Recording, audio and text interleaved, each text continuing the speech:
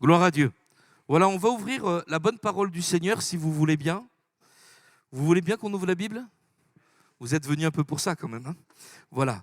Et bien sûr, on a la parole de Dieu. Amen. Alors donc, on va aller, si vous voulez bien, dans le livre de l'Exode, au chapitre 25 et au verset 31, livre de l'Exode. Vous savez que ce livre est important parce que il parle de la rédemption, de la libération d'un peuple tout entier qui va devenir le peuple d'Israël. Et ces hommes qui étaient esclaves en Égypte vont être libérés. Et Dieu nous adresse également un message extraordinaire, c'est qu'il est capable de racheter des hommes et des femmes qui sont pris dans toutes sortes d'esclavages. Et aujourd'hui, il existe toutes sortes d'esclavages, toutes sortes d'addictions, le péché, voilà, qui rend esclave l'être humain. Et Jésus-Christ est venu pour nous affranchir. Alléluia, la Bible dit, ce sont les paroles du Seigneur, si le Fils vous affranchit, vous serez réellement libre. Amen. Et au travers de l'histoire de ce peuple, Dieu a libéré un peuple tout entier. Alors, est-ce que vous avez trouvé Exode chapitre 25 et le verset 31 25-31, il nous est dit ceci: tu feras, donc c'est Dieu qui parle à Moïse, tandis que Moïse est monté sur le mont Sinaï, et il lui dit ceci: tu feras un chandelier d'or pur. En fait, c'est un peu trompeur cette appellation, on pourrait plus dire un candélabre. Le terme hébreu c'est menorah. Voilà, menorah, ça vient, il y a deux mots, tronc, poutre et lumière. Voilà, c'est ce qui porte la lumière. Parce que si vous avez en tête un chandelier qui porte des chandelles, c'est-à-dire des bougies, on va se tromper, parce qu'en réalité, ça servait à porter des lampes à huile. Des lampes à huile, voilà. Et il nous est dit ceci, donc, mais on va utiliser le terme chandelier, hein, voilà, mais vous avez bien ça en tête. Tu feras un chandelier d'or pur, et ce chandelier sera fait d'or battu. Son pied, sa tige, ses calices, ses pommes et ses fleurs seront d'une même pièce. 6 branches sortiront de ses côtés, 3 branches du chandelier de l'un des côtés et 3 branches du chandelier de l'autre côté. Il y aura sur une branche 3 calices en forme d'amande avec pommes et fleurs, et sur une autre branche 3 calices en forme d'amande avec pommes et fleurs. Il en sera de même pour les 6 branches sortant du chandelier. À la tige du chandelier, il y aura 4 calices en forme d'amande avec leurs pommes et leurs fleurs. Il y aura une pomme sous 2 des branches sortant de la tige du chandelier, une pomme sous 2 autres branches et une pomme sous 2 autres branches. Il en sera de même pour les 6 branches sortant du chandelier. Les pommes et les branches du chandelier seront d'une même pièce. Il sera tout entier d'or battu, d'or pur. Tu feras ces 7 lampes qui seront placées dessus. Donc, vous voyez, 7 lampes qui seront placées dessus, de manière à éclairer en face. Ces mouchettes et ces vases à cendre seront d'or pur. On emploiera un talent d'or pur pour faire le chandelier avec tous ses ustensiles. Regarde et fais d'après le modèle qui t'est montré sur la montagne. Amen. Gloire à Dieu. Voilà, je vous ai parlé de ce peuple qui a été libéré. Et à la sortie de l'Égypte, tandis que le peuple entre dans le désert, Moïse est appelé par Dieu qui va lui donner les commandements et puis aussi des directives extrêmement importantes afin que celui-ci, le peuple, sous la conduite de Moïse, puisse construire le tabernacle et tous ses ustensiles. Et il lui dit, regarde et fais d'après le modèle qui était montré sur la montagne. Alors, il y a quelques photos. Est-ce qu'on pourrait passer la photo du tabernacle pour que vous ayez en tête un petit peu de quoi il s'agit? Merci Abalo. Alors ça, on le verra plus tard, ça c'est le chandelier. Voilà le tabernacle. Vous voyez, bon alors, si vous en avez besoin, on vous enverra les photos, voilà. Mais le tabernacle, c'était cette espèce de tente-là, portative, hein, voilà. Donc tout pouvait être démonté. Et alors, il faudrait faire des agrandissements, mais vous avez une toile, une ceinture de toile de lin qui entoure le tabernacle à proprement parler. Donc cela signifiait, à l'extérieur, vous aviez Donc à l'intérieur, c'est le sanctuaire, la présence de Dieu, et à l'extérieur, eh bien, c'est le monde. Voyez ? Il y a une seule porte pour entrer, le rideau d'entrée. Alors c'est les portes à l'époque, voilà les portes. Et puis une fois que vous entriez, voilà, vous aviez l'autel des sacrifices, une cuve de purification, et puis le tabernacle proprement dit, qui était cette tente-là au fond, et qui était séparée par un voile très épais. Et il y avait deux parties, le lieu saint et le lieu très saint. Dans la première partie, vous aviez le chandelier à 7 branches, dont on a parlé, l'autel pour l'encens, l'autel des parfums, et puis la table des pains de proposition. Voilà, on ne va pas parler en détail là-dessus, on va simplement retenir le chandelier. Et puis dans l'autre partie, le lieu très saint, il y avait l'arche de l'Alliance, qui était simplement un coffre artistement travaillé, et dans lequel se trouvaient les tables des 10 commandements, le bâton d'Aaron qui avait fleuri, et puis également un pot de manne. Et tout cela, on ne va pas venir en détail sur toute la signification spirituelle de ces choses, mais lorsque nous voyons cela, vous allez me dire, mais pasteur, pourquoi vous nous parlez de ça? C'est peut-être un détail. Je voudrais vous dire que la Bible insiste lourdement sur le tabernacle, sa signification, et puis également sur sa déclinaison, j'allais dire solide, qui est le temple de Jérusalem, qui est basé sur le même principe et qui respecte les mêmes proportions. Les dimensions seront décuplées, mais nous sommes dans le même schéma. Lorsque on lit la Bible, certains sont étonnés, par exemple, par le premier chapitre de la Genèse, la création. Dieu créa les cieux et la terre. Mais je voudrais vous dire que il n'y a qu'un seul chapitre, et puis d'autres versets, bien sûr, dans les Écritures, qui nous parlent que Dieu est le Créateur. Et pour les anciens Hébreux, ça ne faisait pas un débat. Dieu est vraiment celui qui est le Créateur de toutes choses. Alléluia. Amen. Et il y a vraiment des choses extraordinaires dans ce premier chapitre. Mais savez-vous, par exemple, que sur 40 chapitres, dans le livre de l'Exode, 12 sont consacrés au plan, à la description et à la construction du tabernacle. Il y a un livre tout entier, le Lévitique, qui nous parle comment on se comporte dans le tabernacle.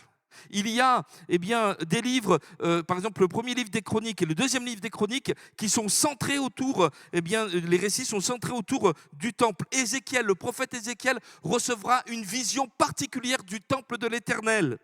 Le livre d'Esdras est entièrement consacré à la reconstruction du temple qui avait été détruit. Le prophète Agé, son message va être d'appeler le peuple à reconstruire justement ce temple. Et lorsque nous allons dans les évangiles, dans le Nouveau Testament, nous voyons le Seigneur Jésus lui-même enseigner dans le temple. J'ai noté également une parole du Seigneur lorsque dans l'évangile selon Jean au chapitre 2 il est dit ceci au verset 19, tandis que le Seigneur renverse les tables des changeurs, des vendeurs de pigeons, etc. Les Juifs, prenant la parole, lui dirent: mais quel miracle, verset 18 du chapitre 2 de Jean, nous montres-tu pour agir de la sorte? Et Jésus leur répondit: détruisez ce temple et en 3 jours je le relèverai. Alors les Juifs dirent: il a fallu 46 ans pour bâtir ce temple, et toi en 3 jours tu le relèveras. Mais il parlait du temple de son corps. C'est pourquoi lorsqu'il fut ressuscité des morts, ses disciples se souvinrent qu'il avait dit cela, et ils crurent à l'écriture et à la parole que Jésus avait dit. Donc vous voyez que le tabernacle ou le temple nous parle plus d'un bâtiment, mais nous parle de l'œuvre de Jésus-Christ, de la personne même du Seigneur. Et en réalité, le temple et le tabernacle représentaient ou annonçaient ce que Jésus est venu faire, c'est-à-dire nous permettre de revenir vers Dieu. Nous permettre de revenir vers Dieu. Et ici, c'est écrit, ce sont les paroles du Seigneur. Jésus a dit: je suis le chemin, la vérité et la vie. La suite: nul ne vient au Père que par moi. C'est-à-dire qu'en Jésus, nous avons le nouveau temple, celui qui nous permet de revenir vers notre Père. J'ai écrit aussi, je voudrais vous le citer, 2 Chroniques 7, 14. Si mon peuple sur qui est invoqué mon nom s'humilie, prie et cherche ma face, et s'il se détourne de ses mauvaises voies, je l'exaucerai des cieux, je lui pardonnerai son péché et je guérirai son pays. Et Dieu dit, parce que c'est ici ma maison. Alléluia. Amen. Donc il y a des promesses extraordinaires et tout cela, bien sûr, était l'annonce de l'œuvre de Jésus. Et Dieu lui dit, mais voilà Moïse, j'ai sauvé mon peuple, il est à moi, et maintenant, eh bien, je vais te donner le modèle qui est sur la montagne, c'est-à-dire un modèle qui vient du ciel, ce n'est pas un modèle qui est terrestre. Comment vivre, eh bien, quand on est le peuple de Dieu, ici-bas, sur cette terre. Un modèle, eh bien, c'est ce qui nous est donné pour servir de référence. Ça peut être une personne ou un objet qui possède certaines qualités dans sa catégorie. Et par exemple, un ouvrier qualifié à un apprenti, il lui dit « Bon, je vais te donner le modèle, voilà comment on fait ».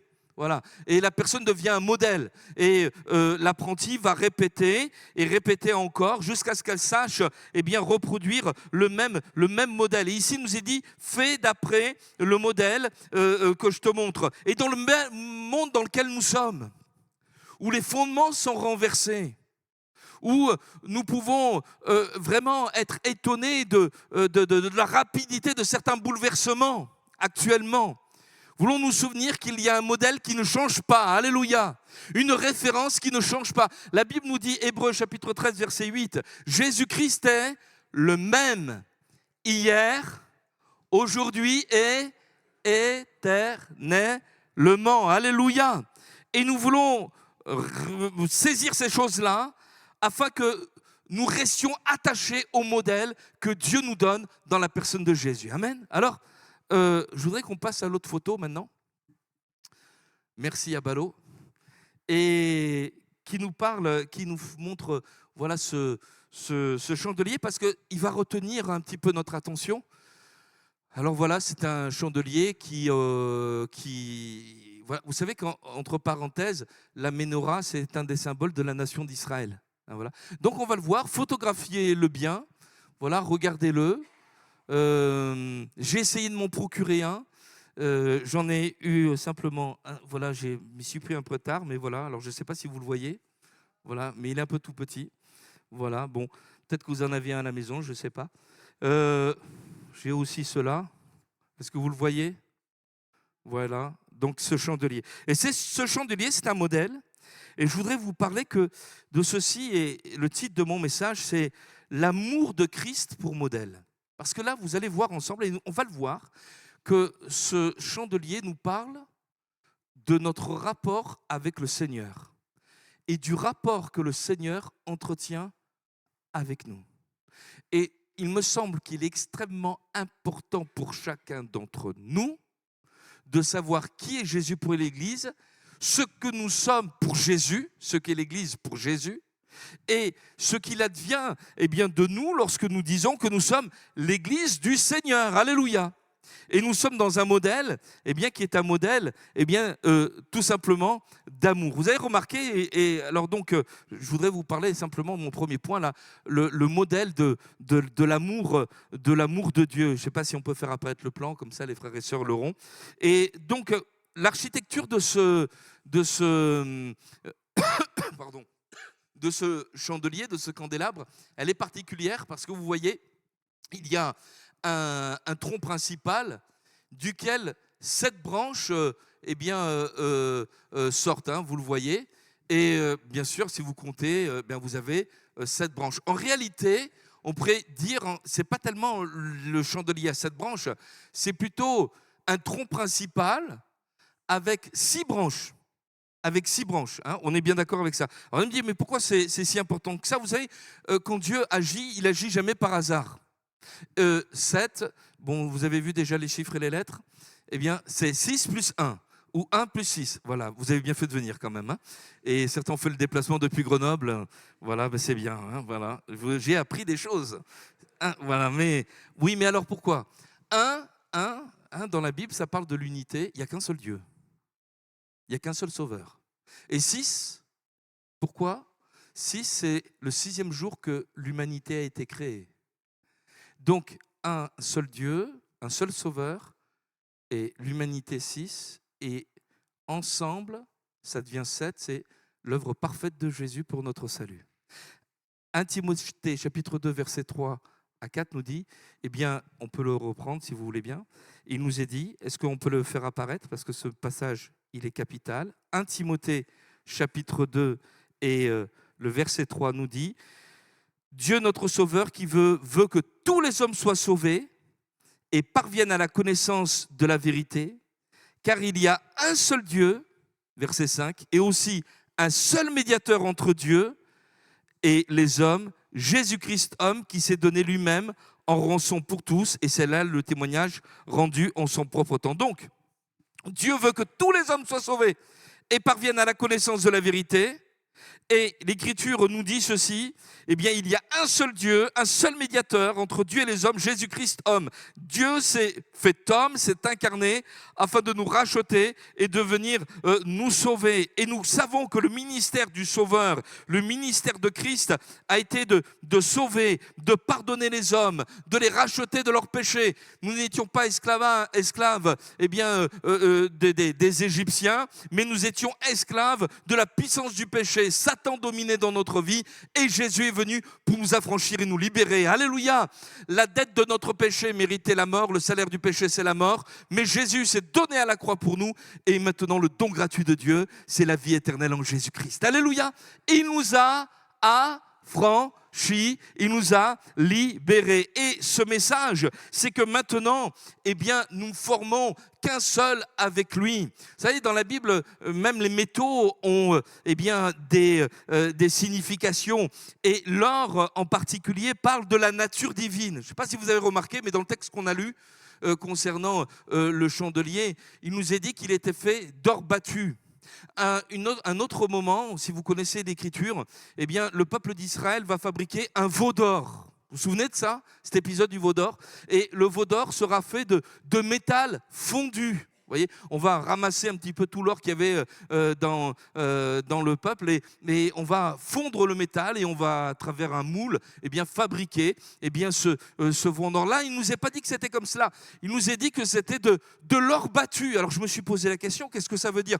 Eh bien, l'or battu, c'est que, eh bien, on peut prendre des feuilles d'or, mais très fines, et puis un artisan, à l'aide d'un marteau, eh bien, c'est artistement travaillé, va frapper le métal, afin que celui-ci, eh bien, au bout d'un moment, eh bien, se fasse une unité entre ces différentes eh bien, feuilles d'or, feuilles de métal. Ça a été frappé au marteau pour en faire une pièce unique. Et là, ça prend tout un sens. Et l'Écriture est quand même précise pour que nous soyons appelés enfants de Dieu. Vous savez, c'est formidable. La Bible nous dit que vous êtes des enfants de Dieu. Nous sommes des enfants de Dieu. Alléluia. Oui ou non? Lorsque vous avez rencontré Jésus, votre nature a changé. Tout à l'heure, je parlais eh bien, de Laetitia, mais lorsqu'elle a rencontré le Seigneur, elle s'est dit, il y a des choses que je ne peux plus vivre, que je ne peux plus faire, mais comme chacun d'entre nous, oui ou non? Et ce n'est pas parce que le pasteur a un œil sur elle en lui disant, attention, nanana, attendez, ce n'est pas ça. C'est que le Saint-Esprit nous change, alléluia. Et notre nature a changé. Nous sommes participants de la nature divine. Et Dieu est saint, alléluia. L'esprit qu'il a placé dans notre cœur est saint. Et maintenant, on veut marcher en nouveauté de vie, alléluia. Et l'or, ça nous parle de cette nature divine. Amen. Amen. Et lorsque l'or a été battu, cela nous rappelle ce que Jésus a subi. L'or frappé, l'or battu, pour que tu deviennes un enfant de Dieu. On a pris la Sainte Seine, on le répète et on le dit, mais nous voulons eh bien, dire Seigneur, pénètre encore mon cœur pour que je réalise tout à nouveau l'amour que tu as pour moi. Alléluia. Amen.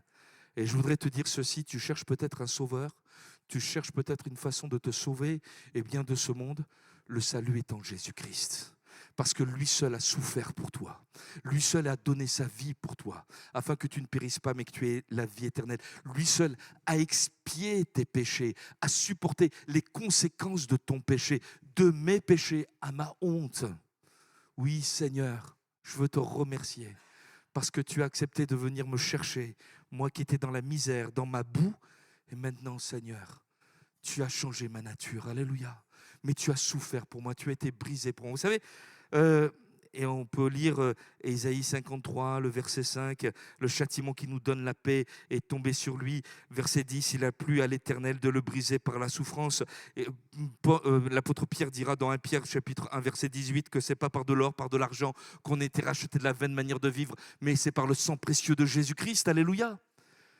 Mais il me semble que lorsque nous serons dans le ciel, nous mesurerons encore avec une grandeur, une précision, ce que Jésus a souffert pour nous.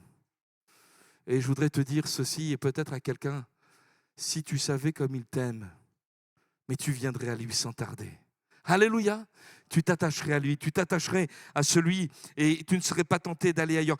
Je voudrais insister, et avant de passer au point suivant, eh bien que cette nouvelle nature, eh bien, qui nous est représentée par de l'or, alors l'or, c'est quelque chose de précieux, c'est quelque chose d'inaltérable, c'est-à-dire qui ne change pas, de malléable. L'or, c'est malléable. C'est-à-dire que Jésus s'est rendu obéissant. Si nous sommes nés de nouveau, nous devons être malléables entre les mains du Seigneur, acceptant de laisser notre volonté pour faire la volonté du Seigneur. Alléluia. Donc on est malléable, on est enseignable, on est ductile. Les smartphones que vous savez, les outils ultra perfectionnés, technologiques, ont tous de l'or à l'intérieur. L'or, c'est un des conducteurs électriques les plus rapides. Et nous sommes appelés à avoir une communion parfaite avec notre Dieu. Alléluia. Amen. Parce que nous sommes des enfants de Dieu. C'est insoluble. Et alors j'ai noté ça aussi parce que j'ai trouvé dans les infos que j'ai captées. C'est que l'or, c'est pas radioactif. Vous savez, il y a l'uranium, le plutonium, mais l'or, c'est dangereux le plutonium. N'en touchez pas. Si vous en trouvez quelque part, voilà. Mais l'or, c'est pas dangereux. Amen. Tu peux t'approcher du Seigneur. Il veut changer ta nature, il veut faire de toi un enfant de Dieu et nous découvrons cet amour manifesté en Jésus-Christ. Si Jésus change ta nature et la compare à de l'or, ça veut dire que tu es précieux, que tu es précieuse aux yeux de Dieu. Amen. Amen. Alors, dire également donc de lui son tissu, cette humanité. Est-ce qu'on peut revenir sur la photo du chandelier ? Voilà, j'espère qu'on arrivera à tout voir. Mais, donc vous avez remarqué, 6 branches qui sortent de cet axe central, donc le tronc, tac, tac, tac, ok, c'est l'humanité. Et en fait, tous les hommes qui sont sauvés sortent de lui. Sans Jésus, il n'y a pas de salut. Mais le rapport que les branches ont avec le Seigneur, c'est-à-dire le rapport que nous avons nous avec le Seigneur, c'est que nous sommes l'Église de Christ, si et seulement si nous sommes attachés à lui. Vous comprenez ? Et un des plus grands défis de l'Église, et dans l'histoire et dans nos vies personnelles, c'est de toujours et encore être attaché à lui. Lorsque vous lisez le livre de l'Apocalypse, vous verrez qu'un des symboles des églises, ce sont les chandeliers. Et dans une première vision dans laquelle Jésus apparaît à Jean, il voit le Seigneur en habit de souverain sacrificateur. Tout à l'heure, Guillaume parlait dans Acte 10 de Jésus comme souverain sacrificateur. Et Pierre, dans cette vision, voit le Seigneur en souverain sacrificateur qui passe au milieu des chandeliers d'or. Et les chandeliers sont ces églises. Et il va émettre des jugements sur ces églises, des approbations, des exhortations, mais aussi des réprimandes à certaines d'entre elles. Il en a le droit, c'est le chef de l'église. Mais nous sommes l'église de Christ. Et le chandelier représente cela. Dans Jean, au chapitre 15 et au verset 4, et je voudrais que nous puissions vraiment le lire, cela, Jésus dira ceci, demeurez, connaissez ce texte, Jean 15 et le verset 4, il nous est dit « Demeurez en moi et je demeurerai en vous ». Jésus est en train de nous dire, il y a un combat que vous devez faire, que je ne peux pas faire à votre place, c'est que vous devez demeurer en moi et moi je demeurerai en vous. Le sarment, changez le sarment, la branche.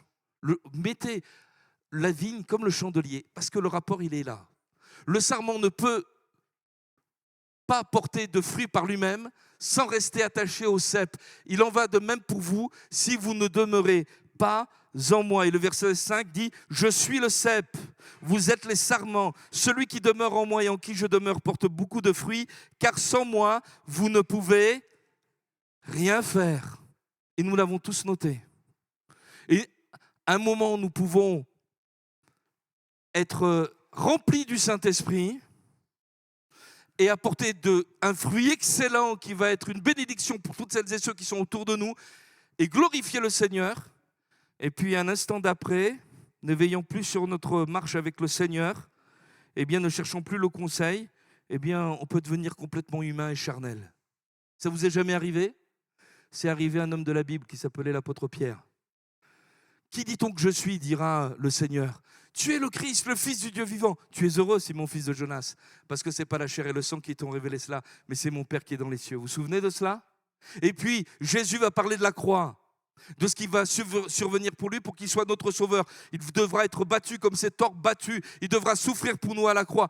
Et Pierre va reprendre le Seigneur, va lui dire, à Dieu ne plaise, Seigneur, eh bien, que cela ne t'arrive pas. Et Jésus va se détourner de lui et va lui dire, mais arrière de moi, Satan. Vous voyez combien il peut être compliqué pour nous-mêmes d'être toujours en phase avec la volonté du Seigneur si nous ne veillons pas à demeurer en Jésus-Christ. Alléluia.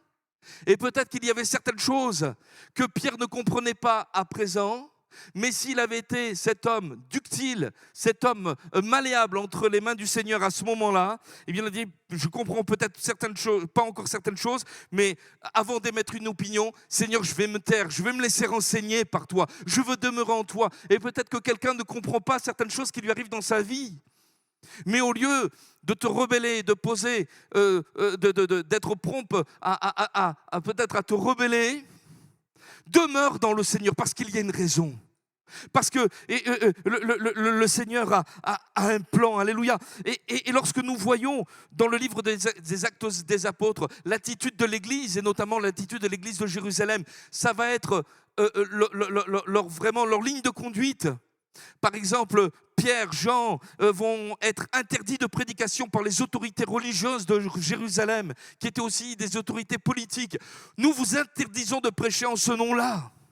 Quelle va être leur réflexion ? On va se réunir avec l'Église tout entière, le chandelier, unis au Seigneur. Et ils vont prier le Seigneur, ils vont dire, mais Seigneur, et ils vont être remplis du Saint-Esprit dans cette réunion de prière. Seigneur, tu vois ce qu'on nous dit, tu vois la rébellion, tu vois la méchanceté, l'opposition. Mais Seigneur, donne-nous d'annoncer ta parole avec puissance. Alléluia. S'il y a des persécutions, peu importe, mais... Et je pense que Pierre était avec eux. Seigneur, la croix, tu l'as subie pour moi. Seigneur, je veux l'accepter aussi dans ma vie. Alléluia. Amen. Ce chandelier, il indique ceci également. C'est l'amour que l'Église a pour son Sauveur. Alléluia. Seigneur, je veux te suivre. Je ne veux pas me laisser séduire ou avoir peur, mais je veux rester attaché à celui qui a donné sa vie pour moi et être sans compromis. Je voudrais vous dire ceci, et dans mon expérience personnelle, c'est facile lorsqu'on demeure en Jésus. Il y a des situations qu'on peut traverser qui sont extrêmement compliquées, mais si on demeure avec le Seigneur, et plusieurs pourraient également souligner cela, je ne sais pas comment ça se fait, pasteur, c'est compliqué, mais j'ai l'impression que je suis soutenu. J'ai l'impression que c'est pas moi qui avance. J'ai l'impression que c'est même pas moi qui réfléchis, mais j'ai une paix, j'ai une joie, en dépit de la souffrance, en dépit de l'épreuve. Et moi, je me contente que d'une seule chose, c'est de demeurer en lui. Et plus je demeure en lui, plus je l'aime. Alléluia. Et peu m'importe ce qui va m'arriver, mais ce qui compte pour moi, c'est que je l'aime encore davantage. Alléluia. Je veux demeurer en lui. Je veux être attaché en lui. Et mon frère, ma soeur, l'histoire qu'il y a entre Dieu et nous, entre Christ et nous, entre Christ et son Église, c'est une histoire d'amour. Alléluia. Et nous avons ici ce que c'est que la raison d'être de l'Église véritable, de l'Église de Jésus. Seigneur, nous t'aimons. Alléluia. Amen. Amen. Et je voudrais te poser cette question. Et si, comme les apôtres, hein, comme l'Église de Jérusalem, tu passais par un temps difficile, est-ce que tu pourrais dire, Seigneur, peu importe ce qui va se passer, pourvu, Seigneur, que je puisse toujours glorifier ton nom. Alléluia. Amen. Vous savez, c'est quelque chose qui peut être décisif pour la conduite des événements à venir. On peut se lamenter d'être célibataire, on peut se lamenter de plein de choses, du chômage, etc. Ça a été mon cas. Hein. Passer par des moments compliqués et d'autres passent par des moments encore plus compliqués dans l'Église. Mais je prends simplement cela pour faire une comparaison. Mais à un moment, j'ai choisi devant le Seigneur de ne pas me lamenter. Quelle que soit, Seigneur, ma situation, je veux te louer. Alléluia. Matthieu 6, 33. Cherchez premièrement le royaume et la justice de Dieu, et toutes choses vous seront données par-dessus. Et c'est ce qui s'est passé. Amen. Alléluia. Seigneur, je veux demeurer en toi. Amen. Alléluia. Gloire au Seigneur. Alors, c'est le modèle de l'amour du Seigneur. C'est le modèle de l'amour pour l'Église. Mais je voudrais vous dire également que c'est le modèle de l'amour qui nous unit les uns aux autres. Vous savez que nous sommes appelés, mes frères et sœurs, à nous aimer les uns les autres. Je ne sais pas si vous avez remarqué dans ce qu'on a lu tout à l'heure, dans le descriptif de... je ne sais pas si dans l'image, si tu peux la remettre, je ne sais pas si ça apparaît, si on le voit ou si on ne le voit pas. Bon, bref, plutôt dans la partie haute du chandelier, du candélabre, il est parlé de fleurs, de bourgeons, enfin d'amandes. Ouais, là, ce n'est pas du tout ça. Alors là, voilà. Non, c'est pas ça. Tu peux revenir. Non, pas non plus. Voilà. Donc là, et on voit différents degrés de maturation dans le chandelier, comme si c'était vraiment un arbre. Comme si c'était un arbre. Vous voyez, le cep, on le retrouve. Voilà. Et ça veut dire aussi que dans l'Église, on n'a pas le temps de trop le lire, mais vous le lirez dans 1 Jean chapitre 12 et 1 Jean chapitre 2 verset 12 et verset 13. Il nous est parlé que dans l'Église, il y a plusieurs niveaux ou degrés de maturité. Eh bien, parfois, ça ne correspond pas du tout à de l'âge. Hein. Voilà. Hein. Mais on peut être jeune converti, des petits-enfants, on en est au lait. On peut être des pères dans la foi et avoir passé certaines épreuves et communiquer des assurances au peuple de Dieu. Vous voyez, parce qu'il y a des choses qu'on a expérimentées. Et puis, il y a également des jeunes gens qui sont en train de passer par certaines épreuves et qui ont besoin de victoires décisives dans leur vie, vous voyez, des jeunes gens, vous voyez. Et voilà, et mes frères et sœurs, nous sommes placés différents les uns et les autres dans l'Église afin que nous soyons des instruments de bénédiction les uns pour les autres. Les uns les autres. Alors j'ai cherché en grec. Vous faites du grec? Non, vous n'en faites pas? Pourtant, vous parlez espagnol, hein. Parler espagnol, parler portugais, il faut parler grec maintenant, François. Hein. Voilà, c'est bon. C'est la Pentecôte, alléluia. Allélon, c'est du grec, c'est-à-dire les uns les autres. Cette expression revient des centaines de fois dans les Écritures. Je vous en cite quelques-unes. Aimez-vous les uns les autres comme je vous ai aimé, Jean 15, 12. Nous sommes tous membres les uns des autres, Romains 12, 4, 4. Nous soyons pleins d'affection les uns pour les autres, Romains 12, 10. Ayez les mêmes sentiments les uns pour les autres, Romains 12, 16. Ne devez rien à personne si ce n'est de vous aimer les uns les autres, Romains 13, 7. Rendez-vous par amour serviteurs les uns des autres, Galates 5, 12. Soumettez-vous les uns aux autres dans la crainte de Christ, Éphésiens 5, 2. Et 1 Jean 3, 11, parce que j'aurais pu en rajouter. Nous devons nous aimer les uns les autres. Alléluia. Et je voudrais ajouter ce que le Seigneur a dit dans Jean 13, 17. Si vous savez ces choses, vous êtes heureux, pourvu que vous les pratiquiez. Alléluia. Et mon frère, ma sœur, une fois que nous sommes dans l'Église de Christ, nous sommes appelés à nous aimer.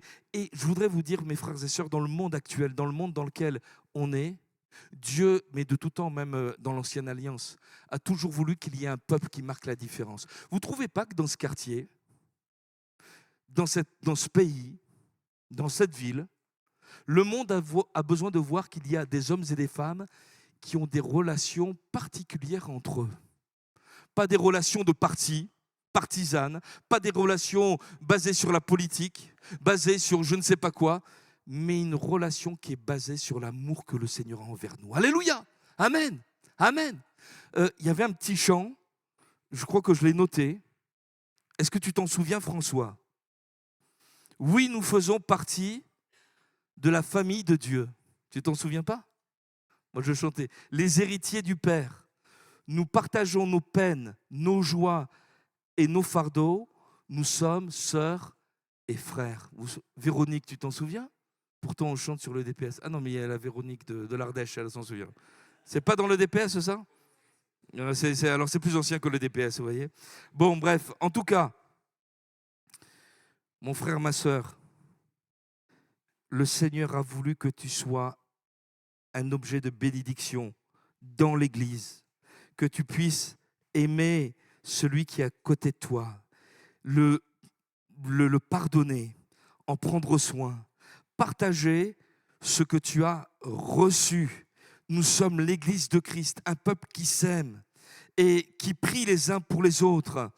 Le temps passe, mais la Bible nous parle de certains hommes qui ont été comme cela, des instruments bénis de Dieu. Et s'ils n'avaient pas été là, l'œuvre de Dieu n'aurait pas été la même. Je pense notamment, et vous pourrez le lire dans le livre des Actes, l'exemple de Barnabas, ce fils d'exhortation, un homme de Dieu, pas un homme de Dieu de premier plan. C'est-à-dire, il n'a pas écrit d'épîtres, on ne le voit pas écrire d'épîtres, on ne le voit pas, on ne retient pas son nom comme le nom de Pierre, le nom de Jean, le nom de Paul.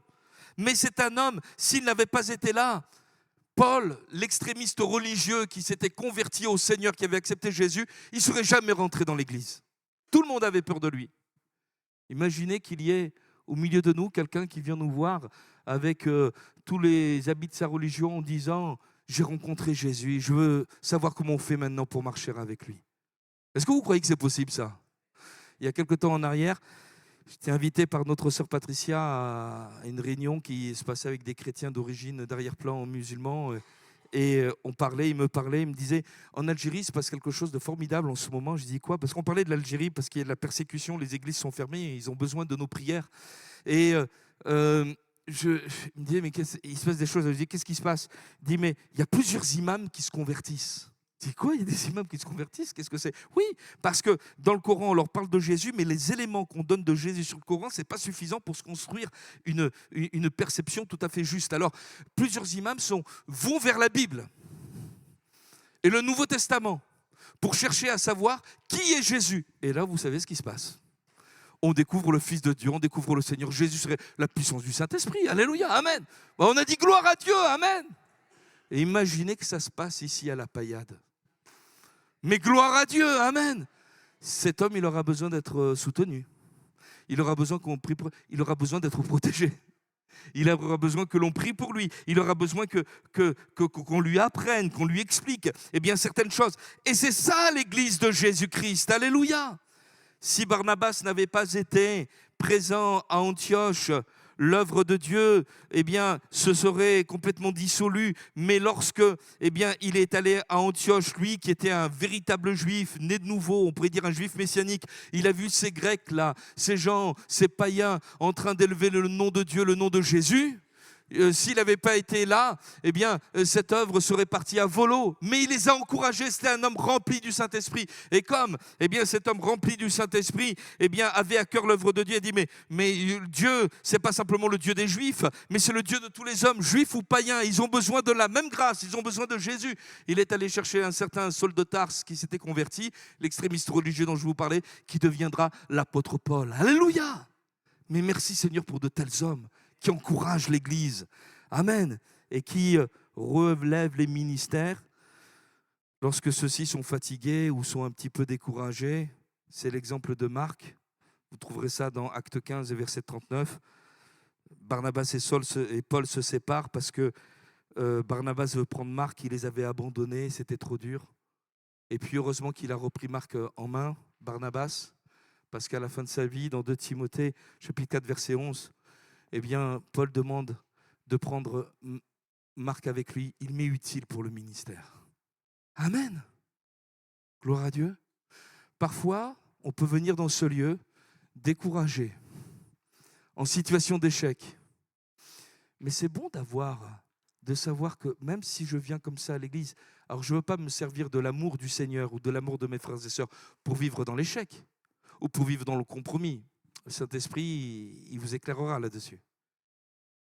Mais si je viens dans une situation difficile et d'échec et que je sais qu'il y a un frère qui peut prier pour moi, pas pour me dire « c'est pas grave, continue, t'as dérapé, il faut que tu continues ». Non, non, on n'est pas ça, on est dans la sainteté.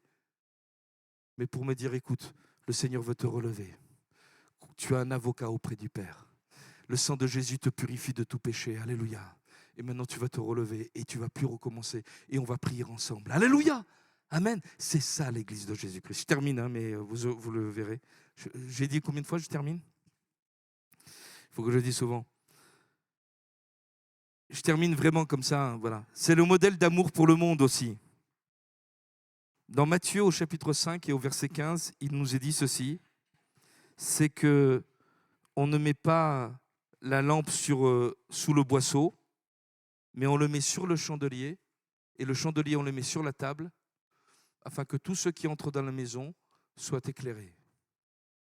Ça nous parle de l'amour que l'Église a pour le monde. On n'appartient pas au monde, ou du moins, on n'appartient plus. Mais il ne faut pas oublier que si on chante aujourd'hui des cantiques, si on prend la Sainte Seine aujourd'hui, on ne l'a pas toujours pris. Et peut-être que certains d'entre vous, le dimanche, c'était pas du tout, avant de rencontrer Jésus, c'était pas du tout le jour du Seigneur. C'était un tout autre jour. Merci Seigneur, parce que maintenant je suis dans ta maison et c'est le jour du Seigneur. Mais je ne veux pas oublier celles et ceux pour qui ce n'est pas encore le jour du Seigneur et qui ont besoin de ta grâce. Il y a quelques années en arrière, un certain Clément Le Cossec a eu à cœur le peuple gitan. Et cet homme est allé et les frères lui ont dit écoute, que Dieu te bénisse, vas-y, parce que à notre honte, ce peuple avait une mauvaise réputation et ils lui ont imputé toutes sortes d'exactions. Alors parfois c'était vrai, parfois c'était exagéré, etc. Mais en tout cas, personne ne voulait s'approcher d'eux. Et puis lui, il a eu à cœur. Et un jour, on l'a appelé. Il y avait un enfant qui était malade, c'était dans la région du Mans. Et il est venu pour prier dans ce camp de gitans. C'était des camps voyageurs encore à l'époque. Et il a prié au nom de Jésus. Il a imposé les mains sur cet enfant qui a été miraculeusement guéri. La famille était tellement touchée. Tout le monde nous abandonne. Vous êtes venus. Vous avez prié. Jésus a répondu. Mais qui c'est ce Jésus ? À partir de cela, cet amour qui a été manifesté, confirmé avec puissance par une guérison divine, alléluia, s'est répandu parmi tout ce peuple. Et j'aimerais que les sédentaires et les non-gitans de la France soient aussi nombreux à appartenir au Seigneur que l'est le peuple gitan actuellement. Alléluia, parce qu'il y a une œuvre extraordinaire parmi ce peuple et qui traverse même les frontières. Alléluia. Et ça a commencé par quoi ? Par un homme qui s'intéressait à une communauté dont personne ne voulait s'occuper et qui avait tellement mauvaise réputation. Mon frère, ma sœur, que nous puissions être sensibles à l'amour du Seigneur, afin que nous puissions être comme un flambeau dans la nuit. Et s'il y avait donc dans ton cœur des sentiments qui n'étaient pas à la gloire de Dieu, des sentiments peut-être de rejet ou de mépris, mais combat ces choses parce qu'elles ne doivent pas exister dans le cœur d'un enfant de Dieu. Et l'Écriture nous dit que même si on a des ennemis, même si on a des gens qui nous veulent du mal et qui veulent le pire pour nous, on se doit de prier pour eux et de les aimer et de les bénir. C'est ça l'Évangile, c'est ça la puissance de l'Évangile. Alléluia, amen, amen, gloire à Dieu. Alors, que nous puissions être vraiment remplis de cet esprit d'amour, alléluia, et être de ces hommes, de ces femmes qui vont être un modèle, alléluia. Je ne sais pas ce que vous en pensez, mais quand je vois ça, je dis Seigneur, j'ai besoin de faire des progrès. Pas vous ? Sylvain, hein, qu'est-ce que t'en penses, hein? Et si le Seigneur nous martelait un petit peu, vous l'accepteriez? Je vous ai dit, c'était des fines couches de feuilles. Hein. Des fois, ça se sépare. Alain, un petit coup là, hein, pour que, Seigneur, pour que je sois encore plus proche de toi. Et c'est vrai que c'est dans l'épreuve hein, que Jésus façonne notre caractère. On va prier le Seigneur. Mais est-ce que vous voudriez dire au Seigneur, je veux être semblable à toi, Seigneur. Tu es mon modèle. Amen. Que ce soit dans l'église, dans le monde, dans mon foyer, dans mon intimité, tu es mon modèle. Alléluia. Seigneur, nous te rendons grâce et nous te bénissons pour ces quelques moments que nous avons passés. Seigneur, c'est riche la vie de l'église. Seigneur, nous sommes sous ton regard et Seigneur, vraiment, nous nous réjouissons, Seigneur, de t'appartenir. Et Seigneur, cependant, tu nous dis, Seigneur, que tu nous parles de ce modèle. Seigneur, un modèle qui était sur la montagne, un modèle de vie. Tu nous as montré que le véritable sauveur, c'est toi. Et tu nous as montré, Seigneur, ton amour en modèle. Et Seigneur, combien nous voulons t'aimer encore davantage. Nous laisser façonner par toi. Seigneur, dans notre vie spirituelle, dans notre adoration, mais également, Seigneur, dans nos rapports mutuels. Et aussi dans nos rapports avec toi, Seigneur. Afin que nous te ressemblions encore davantage. Seigneur, que nous soyons encore changés, transformés, renouvelés. Seigneur, pour t'aimer encore plus, en esprit, en vérité. Pour que nous nous aimions encore davantage les uns les autres. Car tu nous as avertis, Seigneur, et tu nous l'as dit, Seigneur. Si quelqu'un dit « j'aime Dieu », qu'il haïsse son frère, c'est un menteur. Et Seigneur, nous voulons nous aimer en esprit et en vérité. Alors Seigneur mon Dieu, change-nous, Seigneur, change nos cœurs. Visite-nous. Seigneur, transforme-nous. Seigneur, dans le nom de Jésus. Alléluia. Quelques secondes là, sous le regard de Jésus. Et peut-être quelqu'un a-t-il besoin de prendre comme un engagement devant le Seigneur. Je réalise que je suis un membre du corps, un membre du peuple de Dieu. Et Seigneur, je ne veux pas simplement venir pour me faire du bien, pour consommer, Seigneur, ce que tu me donnes. C'est important de consommer aussi, de se nourrir. Mais je veux également être une source de bénédiction. Sers-toi de moi, Seigneur, pour que je sois un soutien pour ce frère, pour cette sœur, afin que ton Église grandisse encore davantage. Alléluia. Vous voulez bien le demander au Seigneur? Gloire à Dieu, tout simplement sous le regard du Seigneur. Alléluia. Seigneur, nous sommes sous ton regard et Seigneur, vraiment, nous voulons encore une fois te dire merci, mais nous laisser façonner par toi. Seigneur, transformer encore dans nos raisonnements. Et s'il y avait peut-être, pardon Seigneur, mais quelques coups de maillet, Seigneur, mon Dieu, à nous faire passer, Seigneur, pour que nous puissions te ressembler, nous voulons l'accepter. Afin que tu changes, Seigneur, notre façon de voir. Afin que tu changes notre perception. Afin que nous soyons pour celui, celle qui est dans la maladie, celui, celle qui est au chômage, celui, celle qui est, Seigneur, dans une situation compliquée, quelle qu'elle soit, que nous soyons un soutien pour lui, un frère, une sœur. Seigneur, à toi toute la gloire. Oh Jésus, tu bénis ton peuple, tu bénis ton Église. Et Seigneur, nous te prions, afin qu'encore un plus grand nombre découvre quelle joie il y a de t'appartenir et de louer le beau nom de Jésus. Que ton nom soit béni, Seigneur. Amen. Amen. Amen. Que Dieu vous bénisse. Bon retour à chacun. Je vous dis à très bientôt.